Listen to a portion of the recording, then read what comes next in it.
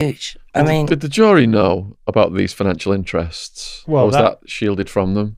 they was told that Jeremy had committed these acts because he was greedy and couldn't wait for the inheritance. But the jury actually questioned the credibility of the uncle, Robert, and said, if Jeremy was convicted and locked away for a lot of years, who would inherit the estate? Would it be his uncle and family? And would this give him a reason to lie? And would this give him motive to lie? So, obviously, the prosecution was, you need to answer this, because the jury are waiting for this answer. His own response was he was a wealthy man in his own right, but he didn't tell them was that he'd already inherited, his wife had already inherited in July, Mabel Speakman's estate. So the June and Neville's estate and Sheila's estate went to Mabel's estate, and then she died in February and her estate went solely to Pamela in the July, but the jury weren't told that. So no, in essence, that fact was hidden from them. So do you think that false evidence was used or planted? That's one of the things I've got on my checklist. Going back to what Matthew mentioned earlier about the two silencers, I mean, the silencer is obviously one of the key things. Yes, very much so. Well, we should start our answer by saying that we know the silencer wasn't used at all. We've had extensive studies done by eminent pathologists in the US who've looked at the wounds, examined all the physical evidence, and are quite categorical that wasn't there a test involving a pig? Well, yes. Well, in fact, I remember watching the program. Indeed. About that was Mark Williams-Thomas program in 2011, and you can find that on YouTube. And in that, Philip Boyce, who's our ballistics expert, demonstrates very clearly with a pig carcass the difference between a shot fired with the moderator and without. And you can see by comparing the one without to the crime scene photos that it's obvious that a moderator wasn't used.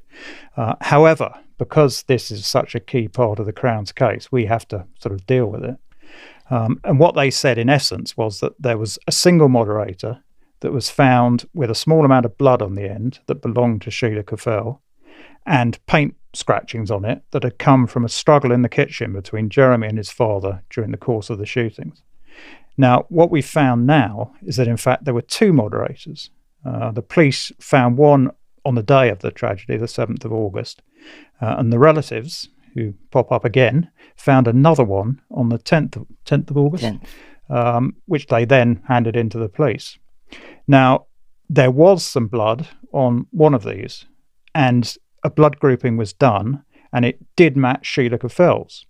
But what the jury weren't told, that it also matched exactly Robert Boutfleurs, the key prosecution witness. It also matched 8% of the UK population. So it could have been, a huge number of different people, because blood grouping is not a science of identification. It's a science of elimination. You can't say on the basis of blood grouping, this belongs to a particular person, because there are no unique. And moving on from that, what do you feel about the photographs of the kitchen with the marks on the wall, which were allegedly caused by this? Yeah, they weren't there. They weren't there on the day. They weren't there on the day. When we had ballistics expert, we had photography experts look at this issue. There's no paint flakes on the floor, but over the last 4 years, we stripped the case right back. After the refusal by the CPS before, we was like, do you know what? We're going to go right back to the beginning, and we're going to start again. And we're going to start, and we're going to see, what we know now. Because the more you know, the more you know. So it's easier to find the things. So we went back to the beginning. And so not only can we now prove there were no scratch marks underneath the mantel shelf that day, which the Crown said were made with the silencer on the rifle, scratching the underneath of the mantel shelf during a struggle. We can now prove, not only with photographic evidence, but by forensic analysis of the spoken word of police officers, that there was no paint. Scientific documents we've got that now unravel there was no paint on the end of the silencer that day. The only time that became relevant was when Jeremy was arrested and released without charge on the 13th of August, when that happened, then all of a sudden, there's now paint on the end of this silencer. There's now scratches photographed underneath the mantel shelf. We know who did it. It's in the submissions and it's also in a complete police complaint we have active at the moment. So it's also a case of which silencer. Well, we actually know which silencer. The blood was on the one that was given the reference SBJ1, which was named after the officer who found it, Stanley Brian Jones. The other one was DB. No. Oh, was it the other way around? Sorry. The blood was on the silencer that they called DB1. DB1, sorry. Which they got from the relatives. And the paint was on the silencer reference SBJ1. And was there a hair as well? Yeah, that's a different issue. The mystery of the grey hair. I love the grey hair.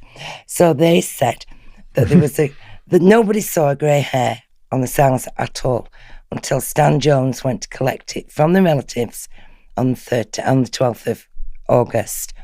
And when he was there, he was like, "Oh, there's a grey hair. Neville had grey hair. Must be his." So he puts it in a toilet roll tube, threw it in the back of his car after having a bit of whiskey. Next day, took it to the police station, showing the other, "Look, there's a grey hair." Oh, it never got to the lab. It was never forensically tested. It got lost. Moving on, wasn't there another problem with some whiskey as well to do with a police officer? Oh, well, that was the same one. The same one. Yeah. This man and the whiskey were rather familiar. Yes, Jones. He quite liked his bottle of whiskey. But by the time of the trial, they still used that grey hair. They said at the trial, Neville Bamber was hit over the head with a silencer attached because his grey hair was attached to it. And it's like, well, you never even tested it. No scientist ever saw it. It was lost. But we found it. So about 4 years ago, we found that grey hair. Oh, my goodness. So they have an action. Puzzle of the grey hair. The mystery of it. But it's so relevant because the jury should never have been raised in evidence.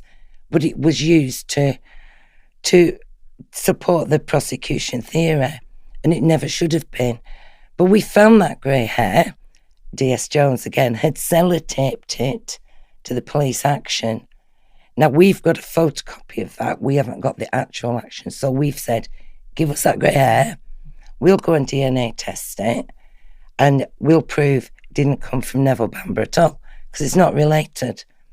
But the jury are painted so much misinformation that, you know, it's like a spiral effect, that one leads onto another, and they're like, oh, and they begin to believe it. And, you know, it's the jury aren't scientifically, you know, they're not there to say, oh, well, wait a minute, you said that they're there based on the evidence that they're presented with.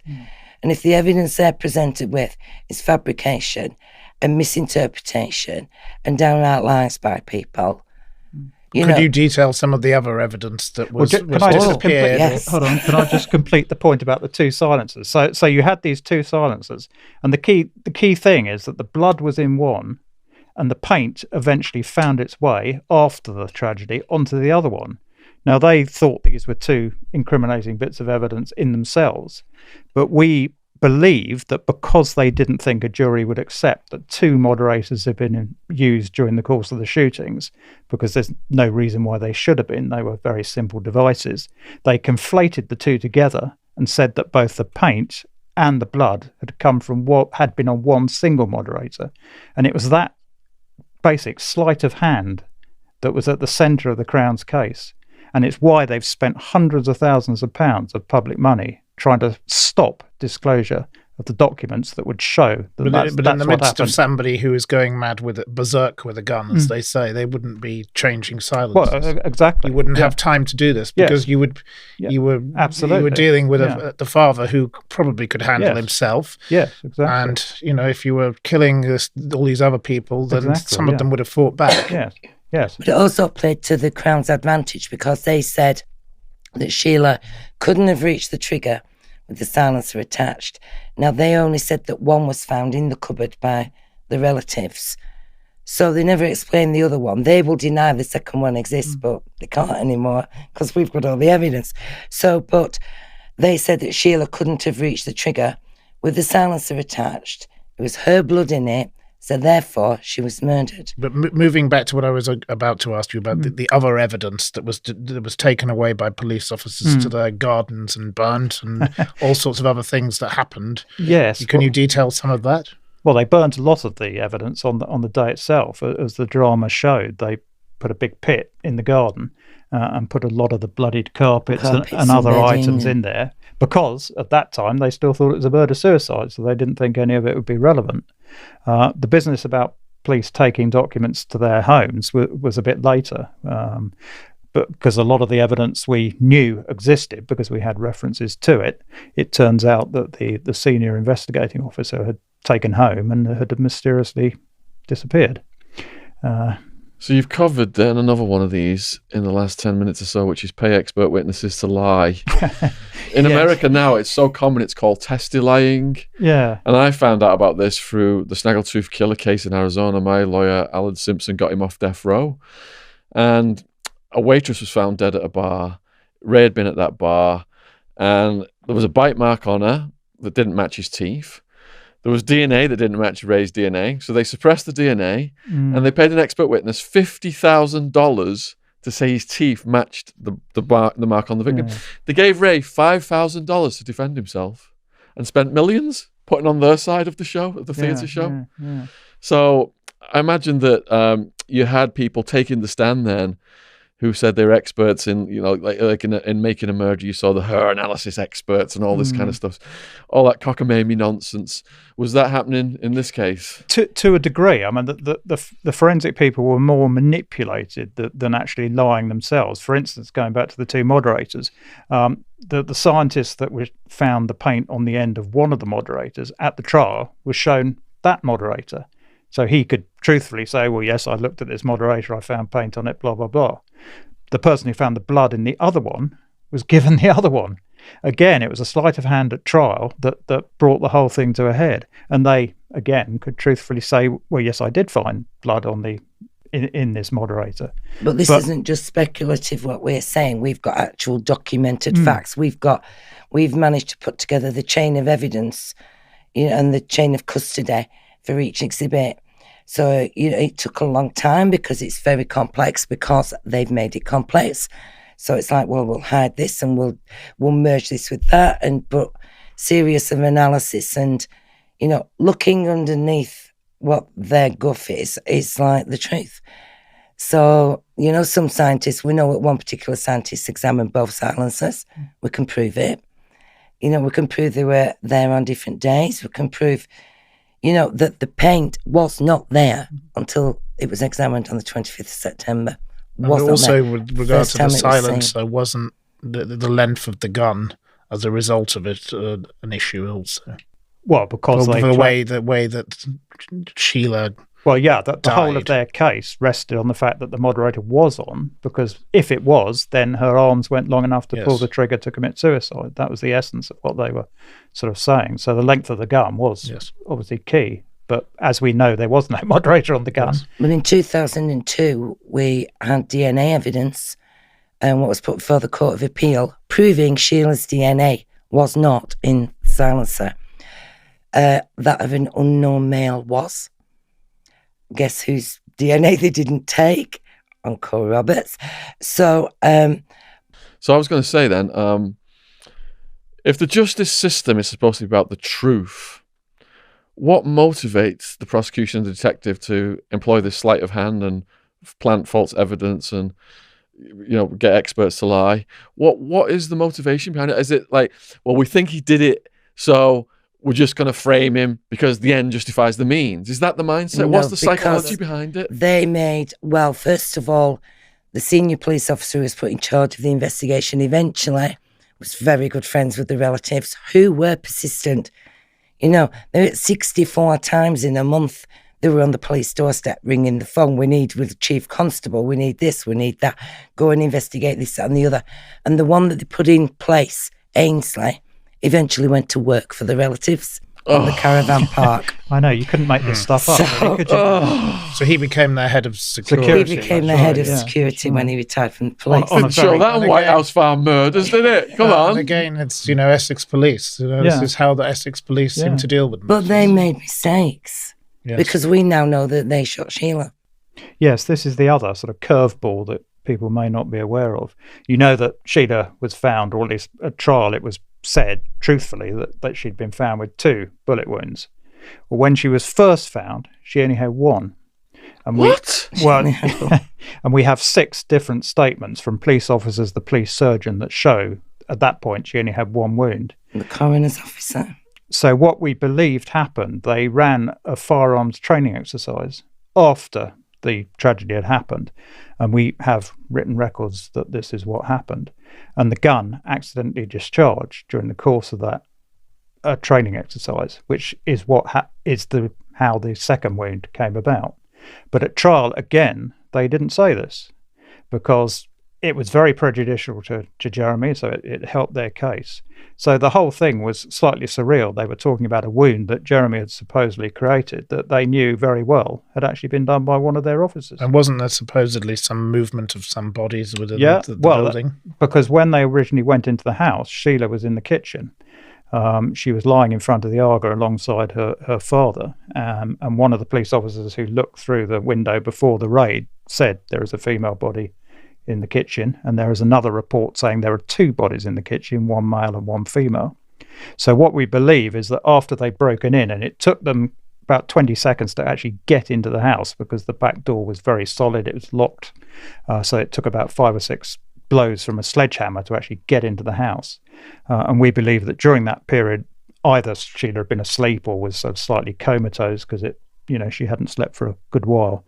She ran upstairs, up the main staircase, took the rifle from the window where several police officers had seen it, went into the main bedroom, which was next to where the rifle had been in the window, and committed suicide with the 1 shot. So moving on, the movement of the window, that's very key to your... Well, that's one of the things. One of them. If that rifle, which was seen by 2 different officers that we know of, and we believe that a lot more saw it, but that was in undisclosed statements, then there is no argument. Jeremy is innocent of at least shooting Sheila, because that rifle was the only weapon upstairs. It was found subsequently on her body. And if it had been seen at 7 o'clock by one officer and at 7:40 by another, when Jeremy was standing outside surrounded by dozens of police officers, then the only possible explanation is that Sheila took it from the window and used it to commit suicide. There is no other explanation. I'm still flabbergasted by what you said earlier. How does a weapons training exercise happen at a crime scene? Well, Essex Police's tactical firearms unit had only been formed, I think, relatively recently before the tragedy. So they had a lot of people they wanted to train to become part of it. So I suppose, looking at it cynically, it was an ideal situation to give them a view of how crimes of this type play out. I mean, the disturbance of the scene is they deny ever disturbing the scene. It's plain as the nose on your face when you look at the photographs and they're like, we moved 2 stools. It's like, so did you open that window? And who moved that chair? And who shut that door? And there's so much been moved on the crime scene, but then they later blame Jeremy for it. So it's like we've actually got photographs that you can see the movement in the photographs that they blame Jeremy for. And it's like, but it's quite clear on the photographs. But it's like, we can prove Sheila was alive in the house. There was lights going on. There were curtains closing. There was windows closing. She was in conversation with the police. She made a 999 call from the house at 6:09 when Jeremy's outside with the police. But and people will say, yeah, but so why then have these police officers hidden it? They haven't. Because that particular officer who saw those curtains open wrote his statement when I was observing the curtains were open. That's his involvement in the case. Done. Then you have another officer half an hour later who's observing the same window. Those windows are closed.